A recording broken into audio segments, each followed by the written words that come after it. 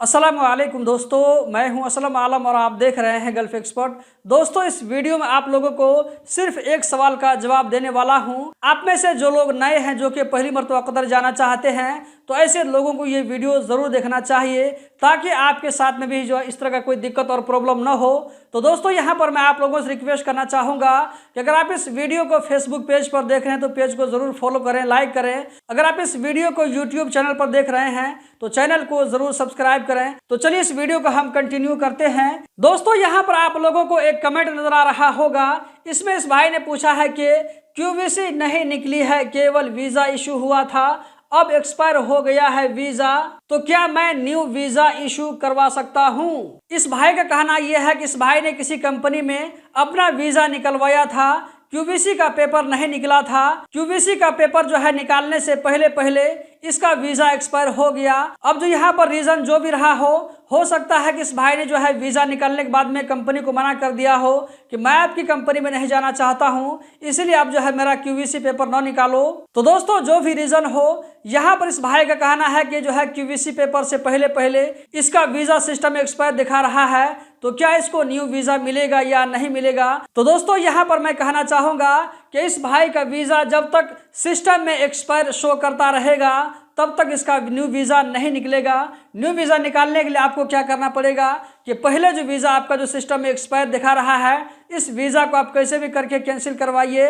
जब स्टेटस में cancel show करने लगेगा उसके बाद में फिर आपको नया वीज़ा मिलेगा।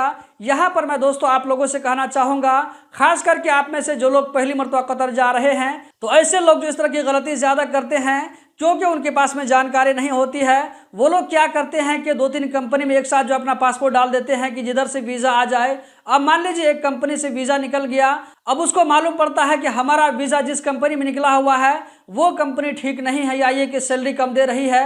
अब जो है दूसरी कंपनी में जो हमने पासपोर्ट डाला था वहाँ भी वीज़ा निकल सकता है और हमको यहाँ पर जो है ज़्यादा सैलरी मिलेगी। तो अब ये क्या करते हैं कि पहली वाली कंपनी को मना कर देते हैं कि मेरा वीज़ा कैंसिल कर दो, मैं आपकी कंपनी में नहीं जाऊँगा, दूसरी जगह वीज़ा निकलवाऊँगा।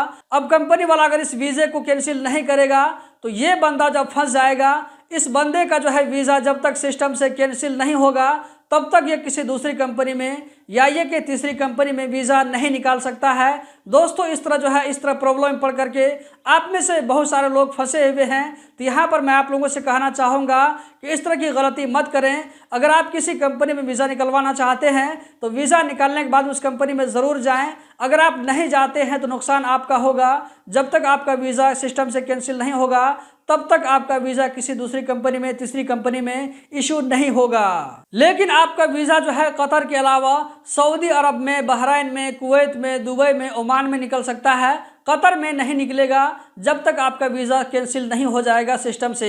दोस्तों, उम्मीद करता हूं कि आप लोगों को बात समझ में आ गई होगी।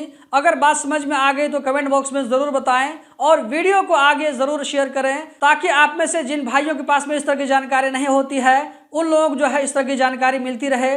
चैनल को ज़रूर सब्सक्राइब करें, पेज को फॉलो करें, क्योंकि आप लोगों को रोज़ाना इस तरह की इन्फॉर्मेटिव वीडियो मिलती रहती है।